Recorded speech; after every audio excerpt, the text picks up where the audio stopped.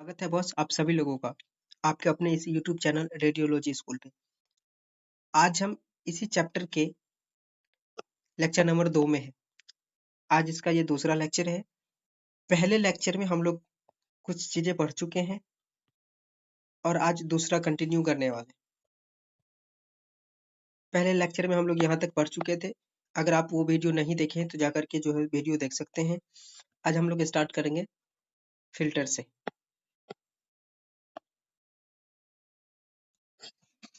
A filter is a metallic sheet introduced in the path of X-ray in order to reduce the patient dose।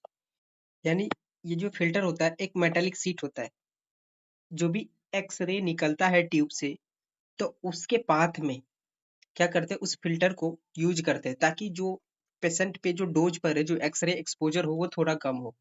थोड़ा कम होने का मतलब वो exposure ना पड़े जिसका कोई यूज ही ना हो, जिसका एनर्जी बहुत कम हो। क्योंकि जब भी एक्सरे निकलता है तो सारा का सारा एक्सरे सेम एनर्जी का निकले ये जरूरी नहीं है।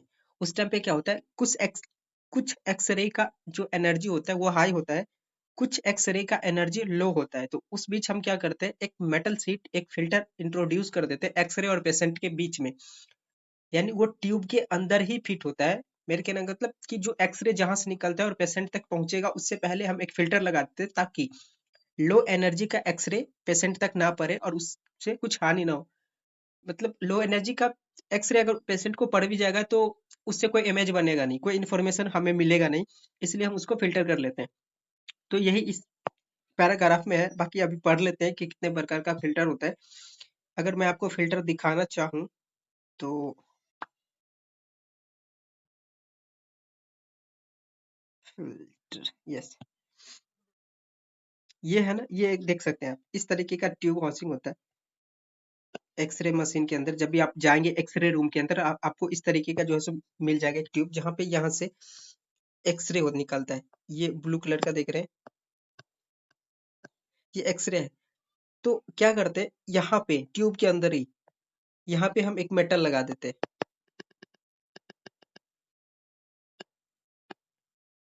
ये जो है ब्लैक शेड वाला आप देख रहे हैं, ये मेटल है।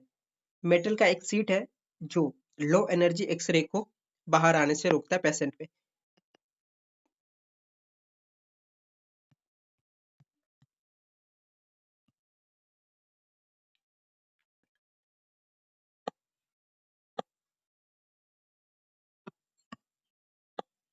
Diagnostic X-ray consist of both low energy and high energy photo. यानी जब भी एक्सरे निकलता है, मैंने पहले बताया, जो एक्सरे निकलता है वहां पे लो एनर्जी का रेडिएशन यानी वो एक फोटोन के रूप में होता है और हाई एनर्जी का भी होता है। When X-ray passes through the patient, only high energy X-ray penetrate through the patient and form the radiological image. However, the low energy X-ray are absorbed in the first few centimeters of the tissue, thereby increasing the radiation. यानी क्या होगा कि जो patient है ना उस पे वो लो एनर्जी पड़ेगा, कुछ ही दूर जाकर के थोड़ा सा ही पेनिट्रेट करेगा और पेशेंट के अंदर एब्जॉर्ब हो जाएगा। फिर वो क्या करेगा, बाद में जाकर के कुछ और ही चीज कॉज कर सकता है, सेल डेथ कर सकता है, म्यूटेशन कर सकता है, कैंसर हो सकता है। इस वजह से हम जितना कम हो सके एक्सरे उतना कम देने का प्रयास करते हैं और उतने कम में बेहतर इमेज लेने का प्रयास करते हैं। The introduction of filter absorbs these low energy X-ray and reduce the patient dose to the patient. This process of removing the low energy X-ray by introducing metallic sheet is called filtration. इसी process को filtration कहते हैं। Filtration has two component, namely inherent inherent filtration and added filtration। क्या होता है कि filtration का जो प्रोसेस है ना वो दो प्रकार का होता है। एक होता है इनहेरेंट फिल्ट्रेशन। इनहेरेंट फिल्ट्रेशन क्या होता है कि अगर हम मतलब उसको अंदर ही कर देते हैं, यानी ट्यूब के अंदर ही अगर कुछ ऐसा सिस्टम है जिससे फिल्टर हो रहा हो, लाइक ट्यूब हाउसिंग का जो बनावट है, उसका स्ट्रक्चर है, उसके अंदर कुछ और भी चीजें फिट हुआ होगा वो। और दूसरा क्या होता है एडेड, जिसको हम बाहर से एड ऑन करते हैं, वो होता है एडेड। और जो अंदर ही होता है ट्यूब की वजह से कुछ फिल्ट्रेशन हो गया, उसमें लगे हुए कंपोनेंट की वजह से कुछ फिल्ट्रेशन हो जाता है, तो उसको इनहेरेंट फिल्ट्रेशन कहते हैं। Filtration results from absorption of X-ray by the X-ray tube and housing is called inherent. इसको आप अंडरलाइन कर ले।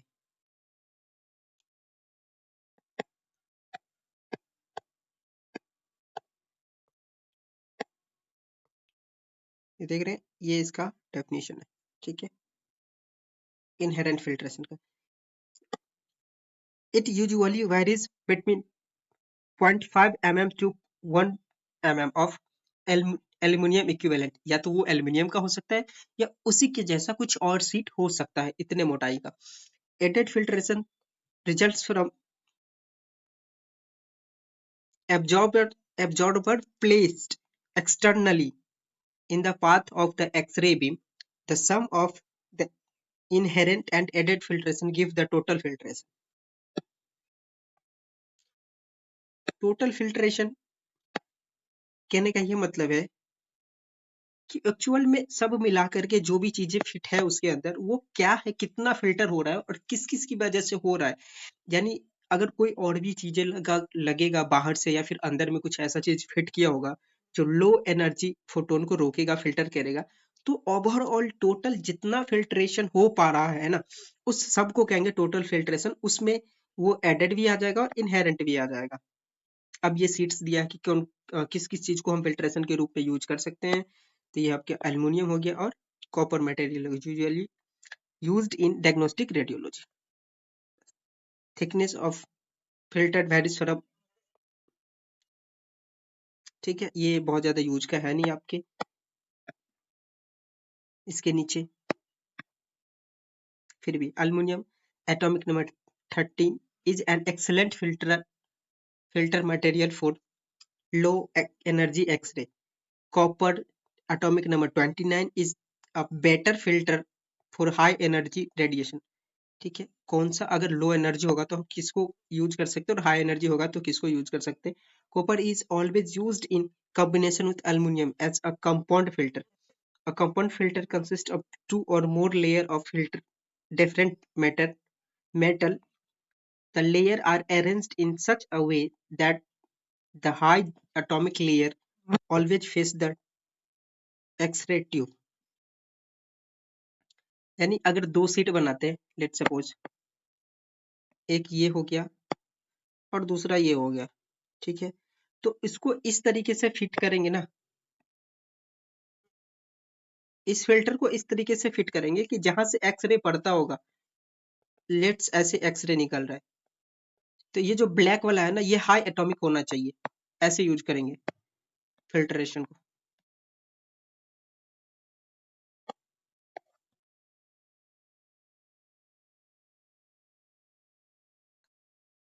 The recommended total filtration for diagnostic X-ray unit of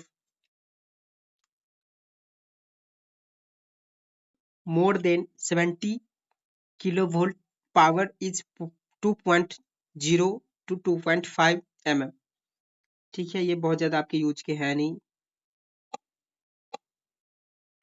ये जो फिल्ट्रेशन है कैसे कैसे यूज कर सकते हैं, कौन कौन सा यूज करते हैं उसके बारे में।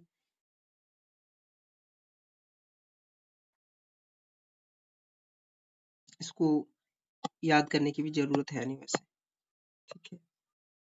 अगर है तो इसको आप अलग से हाईलाइट कर लीजिए और इस चीज को जो है सो देख लीजिएगा। दूसरा जो भी है कौन कौन से मटेरियल को हम यूज कर सकते हैं फिल्ट्रेशन के रूप में, ये आप देख सकते हैं। ये हैवी मेटल फिल्टर्स,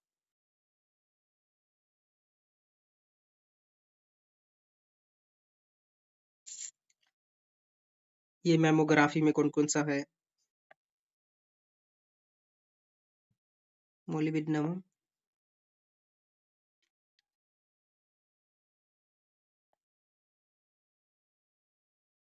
रेस्ट्रिक्टर और कॉलीमेटर। इसका काम क्या है एक्चुअली, ये अभी आपने देखा होगा।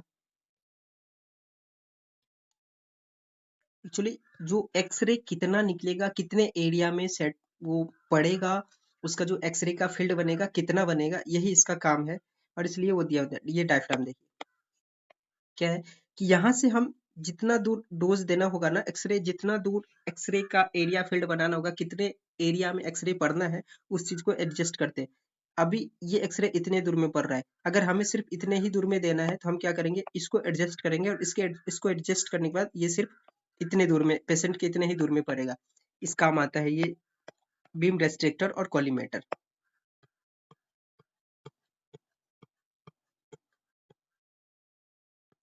तो ये जो बीम रेस्ट्रिक्टर और कॉलीमेटर है वो क्या करेगा, एरिया डिसाइड करता है कि किसी भी पेशेंट पे कितने एरिया फील्ड में जो है सो एक्सरे एग्जैक्टली एक्सपोज होना चाहिए, कितने में पढ़ना चाहिए, कितना फील्ड का एरिया का जो है सो हमें इमेज लेना है। ठीक है।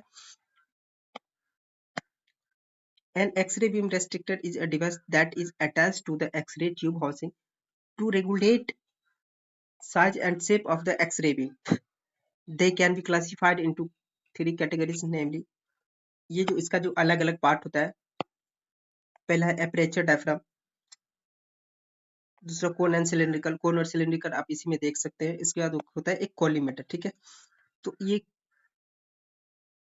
कोन और सिलेंडर, ये कोन वाला यानी यहाँ यहाँ एक एक्सरे का वो होता है, सोर्स होता है, यहाँ पे एक्सरे का सोर्स होगा। ठीक है। और यहाँ से निकलेगा। अब ये एडजस्ट भी किया जा सकता है, यहाँ कुछ रेगुलेटर लगा होता है, अगर हम इसको थोड़ा सा आगे पीछे करें ना तो ये एरिया ऐसे कम भी हो जाएगा, ये एरिया, ये इसका जो होल है थोड़ा सा कम हो जाएगा और इससे ऐसे हो जाएगा। इस तरीके का ये रेगुलेट करता है। सेम इसमें भी है, ऐसा वो सीधा स्ट्रेट पढ़ने वाला है। और एक कोलिमेटर होता है, ये जो डायफ्राम होता है ना, स्क्वायर शेप का होता है, ऐसा पूरा एकदम बिल्कुल, ये अगर ऐसा निकलेगा ना तो पूरा स्क्वायर में निकलेगा, ऐसा फील्ड बनाएगा। ये सर सिलेंडर बनाता है, ये सर्कल बनाता है, सिलेंडर की तरह निकलता है, ये जाकर के एक बड़ा सा धीरे धीरे करके बड़ा सा एरिया सर्कल का बनाएगा और ये अपना फिक्स एरिया बनाता है। पर ये स्क्वायर का टाइप, रेक्टेंगल के टाइप बनाता है अपना एरिया। और एक कॉलीमेटर होता है जो चारों तरफ से ऐसा वो करता है, उसको एरिया बनाता है। इसमें बहुत कुछ ज्यादा जानना नहीं है। Consist of seat of lead. ठीक है। लीड का इसलिए देते हैं कि उस पे एक्सरे का असर नहीं पड़ता है लीड पे।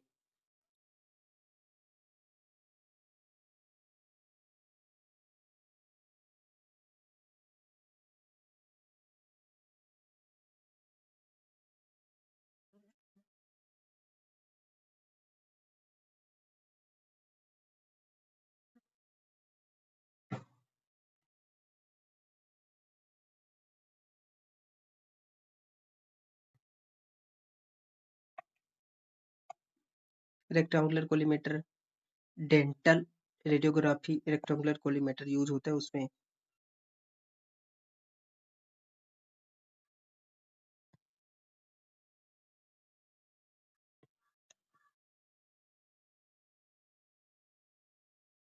ये आकर फुल फॉर्म याद रखिए, positive beam limitation collimator.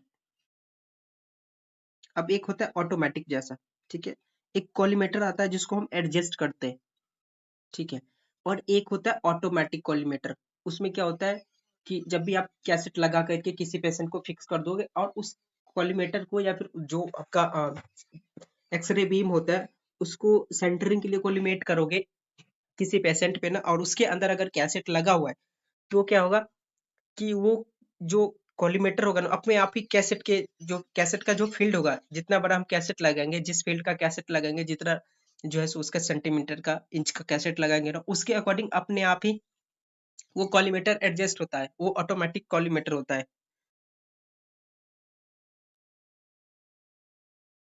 Collimator adjust करने का हम कैसे पता चलता है कि हम लोगों को कि मतलब कितने दूर में एक्सरे निकलेगा, वो तो विजिबल होता नहीं है आई से, है ना, अपनी आंखों से तो वो देख नहीं सकते, इनसेंसिटिव होता है आई का।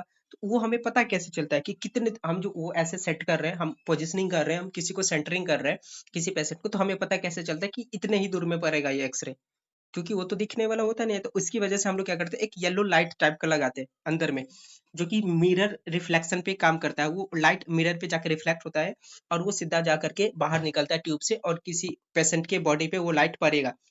तो उस लाइट का भी एरिया उतना ही होता है जितना वो एक्सरे का एरिया होता है। जितने दूर में लाइट आएगा उतने ही दूर में एक्सरे भी पड़ने वाला है। वो लाइट सिर्फ इसलिए होता है कि हमें पता चल सके कि हम कितने दूर कितना एरिया चूज किए हैं उस पे एक्सरे एक्सपोज करने के लिए।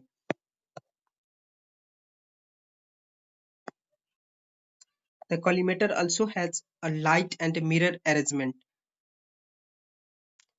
to eliminate the X-ray field. The light bulb is positioned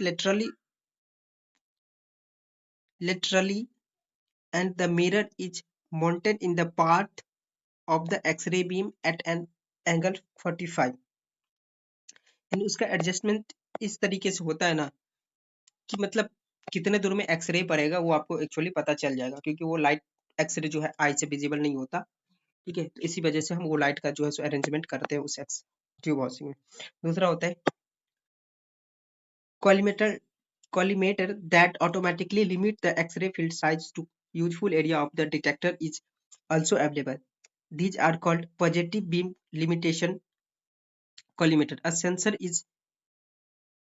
sensor in the cassette holder adjusts the collimator opening equal to the cassette dimension.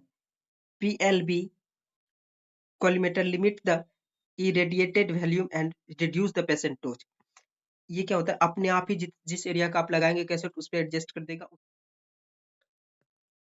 अब है ग्रिड। ग्रिड का हम यूज इसलिए करते हैं कि जब भी हम एक्सरे एक्सपोज करते हैं किसी पेशेंट के ऊपर, तो उसके बाद एक प्राइमरी एक्सरे होता है, उसके बाद स्कैटर्ड एक्सरे होता है जो कैसेट को टच करता है, या फिर जो एक्सरे डिटेक्टर होता है उस पर जाकर के जो है सो स्ट्राइक करता है। तो जो प्राइमरी होता है जो डायरेक्ट पेनिट्रेट करके सीधा चला गया, उसका कोई डेविएशन पाथ में नहीं हुआ, वो तो यूजफुल इंफॉर्मेशन देता है, यानी उससे जो इमेज बनता है बेहतर बनता है।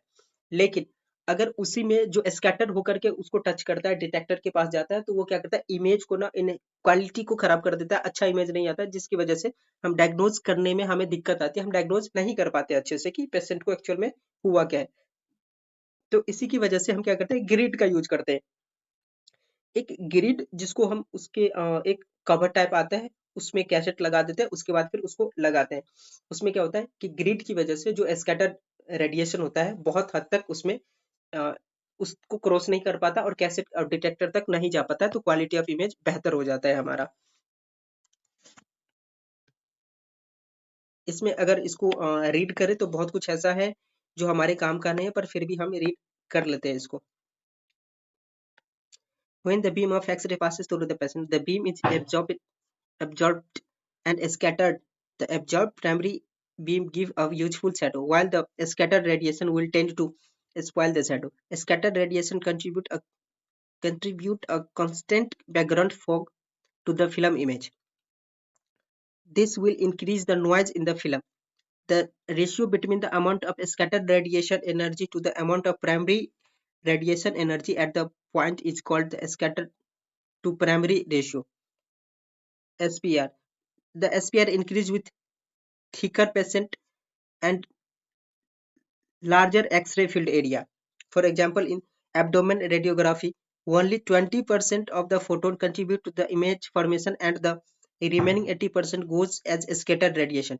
यानी अगर कोई ऐसा मतलब थिक पेशेंट यानी thick part of the body का अगर एक्सरे ले रहे हैं, तो वो क्या करता है, वहां पे सिर्फ और सिर्फ 20% ऐसा एक्सरे होता है जो इमेज बनाता है, बाकी का जो होता है वो स्कैटर 80% क्या करता है, स्कैटर कर जाता है, और इसकी वजह से क्वालिटी ऑफ इमेज खराब हो जाता है। ऑब्वियस सी बात है, इमेज बनाने के लिए सिर्फ और सिर्फ 20% है, उसको बिगाड़ने के लिए 80% है, तो ऑब्वियस सी बात है यार, इमेज खराब हो गई जिसके कारण हम डायग्नोज नहीं कर पाएंगे, ऐसा तो होना ही है।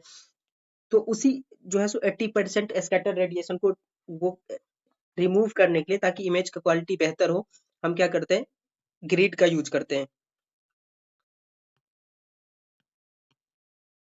इस तरीके का ग्रिड आता है, जो कि मान लो अभी एक बना के दिखाते हैं। ग्रिड का होता है क्या है, सीन है ऐसा ना, कवर टाइप आएगा, ठीक है।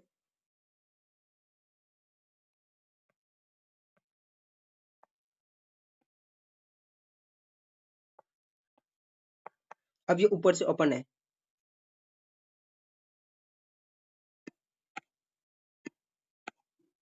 ऐसे समझ लो कि एक हम क्या करते हैं कि कई बार ठंडी के मौसम में हम लोग जब छोटे होते हैं ना, तो जो हैंड ग्लव्स आता है अपना, जो हम ठंडी से बचने के लिए हाथ में लगाते हैं, ग्लव्स लगाते हैं, जो कॉटन का बना होता है, तो कई बार जब हमें आग सेकना होता है ना, तो हम वो कॉटन का वो लगा करके सीधा चले जाते हैं आग के पास, ठीक है? तो उससे क्या होता है कि अगर ज़्यादा नज़दीक भी ले जाएँगे तो डायरेक्ट जो उसका जो हीट होता है ना, वो इतना इफ़ेक्ट नहीं कर पाता है। लेकिन अगर उसको हटा करके उस आग के पास जाए, तो थोड़ा ज़्यादा ही हीट लगेगा उसमें। मतलब ऐसा लगेगा जैसे वो अ, पक रहा है, लेकिन अगर उसको डाल करके जाए तो इतना जल्दी वो नहीं होगा। तो वो ग्लव्स क्या करता है, एक ग्रिड का काम करता है, जो कि डायरेक्ट जो वो रेडिएशन आ रहा है, हमारे पास हीट एनर्जी आ रहा है, उसको डायरेक्ट हाथ पे ना लगने देता है और उसका जो फ़ील है वो थोड़ा कम देता है।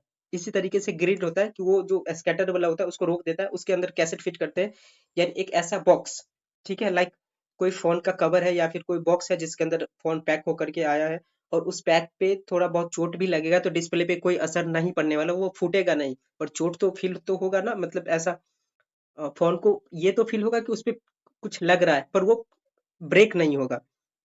तो वो बॉक्स क्या करेगा, ग्रिड का काम करेगा इसके लिए, फ़ोन के लिए। इसी तरीके से एक बॉक्स होता है उसमें और वो ग्रिड का काम करता है कैसेट के लिए।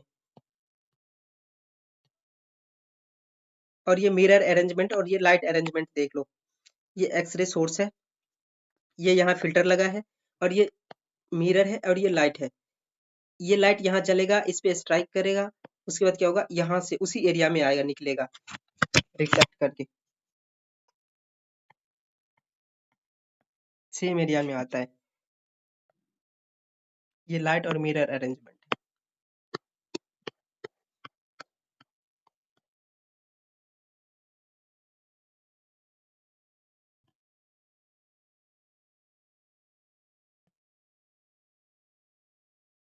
The scattered radiation can be removed by grid placed in between the film and the patient. यानी जो डिटेक्टर होगा, एक्सरे डिटेक्टर और पेशेंट के बीच में उसको लगाया जाएगा ताकि स्कैटर रेडिएशन को वो कर सके। कंसिस्ट पैरेलल लीड और tantalum strip of thickness C and height H. ये कुछ अरेंजमेंट दिया गया, ये अपने काम का इतना है नहीं, तो इसको हम स्किप करते हैं। बाकी आप रीड आउट कर लीजिएगा जो भी है वो, उसमें यूज क्या क्या होता है वो ज्यादा जरूरी हो सकता है। एल्यूमिनियम और plastic fibre are used as low attenuating space.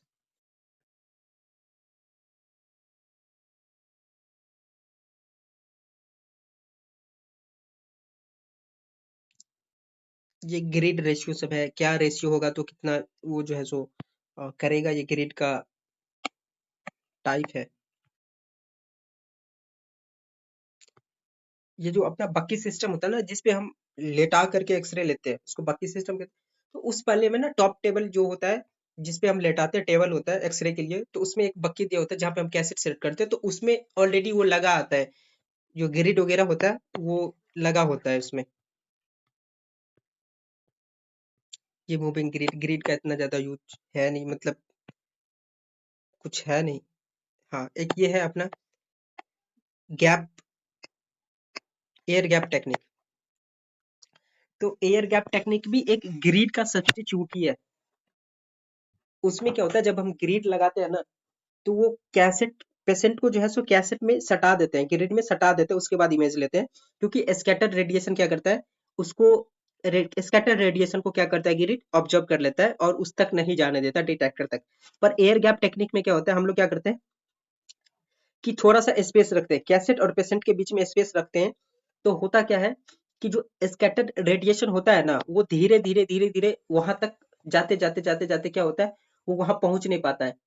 जो आपका कैसेट होता है, डिटेक्टर होता है एक्सरे वाला, वो वहां तक पहुंच ही नहीं पाता है स्कैटर रेडिएशन, तो इमेज को डिस्ट्रॉय ही नहीं करता है, ज्यादातर ये होता है। इसलिए हम थोड़ा गैप रखते हैं उस दोनों के बीच में।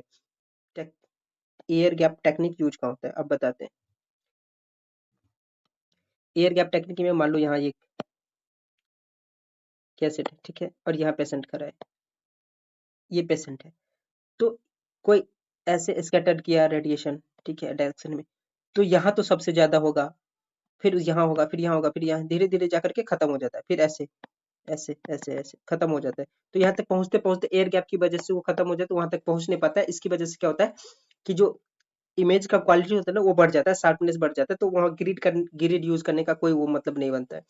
अब ये एक्सरे स्कैटर्ड कैसे होता है, तब से हम लोग सुन रहे हैं कि स्कैटर्ड होता है या फिर इमेज क्वालिटी खराब कर देता है, ये वो ऐसा वैसा, तो वो होता क्या है, ऐसे देख, ये एक्सरे सोर्स है, ये एक्सरे ऐसे निकला, ऐसे निकला, कुछ एक्सरे बीच में क्या किया, ऐसे स्कैटर कर गया, ऐसे स्कैटर कर गया, ये पेशेंट पे फॉल होने के बाद स्कैटर, और यहाँ कुछ स्कैटर सीधा आ रहा है, ये वाला। तो ये हो गया प्राइमरी बीम रेडिएशन, जो कि इमेज बनाएगा, अच्छा बनाएगा। पर ये जो स्कैटर वाला है ना, वो खराब करता है। तो इसकी वजह से एयर गैप टेक्निक इसमें बताया गया कि कैसे काम करता है। ये है, अगर ये पेशेंट और कैसेट दोनों यहाँ होता, ठीक है, पास में होते, चिपके होते, तो ये वाला स्कैटर भी काम कर जाता, ये वाला भी डिटेक्टर तक चला जाता। पर अगर वो दूर है तो हुआ क्या, ये स्कैटर तो किया, पर इसका ना पेशेंट कैसेट के साथ कोई रिलेशन नहीं बना, वो सीधा वापस से चला गया, कैसेट को टच भी नहीं किया। इसलिए एयर गैप दिया जाता है। और अगर यहाँ कैसेट होता तो टच कर जाता, इमेज का शार्पनेस खत्म, खराब कर देता, क्वालिटी खराब कर देता, जिसकी वजह से हम डायग्नोस नहीं कर पाते सही से। ठीक है, इसी तरीके से स्कैटर्ड भी होता है। इमेज क्वालिटी अगले लेक्चर में पढ़ेंगे, ये थोड़ा बड़ा हो गया। मैं चाहता हूँ कि 20 से 25 मिनट का एक लेक्चर हो, और इससे पहले वाला अगर आपने नहीं देखा है तो जाकर के लिंक दिया हुआ है, उस पर क्लिक करके आप देख सकते हैं। वीडियो को अच्छा लगा हो तो लाइक कर दीजिए, सब्सक्राइब कर लीजिए। और थोड़ा सा अभी स्टार्टिंग है और कुछ सिस्टम नहीं है, इसकी वजह से हो सकता है आवाज में या फिर कुछ कुछ चीजें दिक्कत आ रही होगी। अगर आपको कुछ सजेशन देना है तो आप कमेंट कर सकते हैं बिंदास फ्री होकर के। ऑब्वियसली हम उस चीज को सुधारने की कोशिश करेंगे, देखेंगे कि कैसे और बेहतर कर सकते हैं आप सब लोगों के लिए। बहुत बहुत धन्यवाद आपका।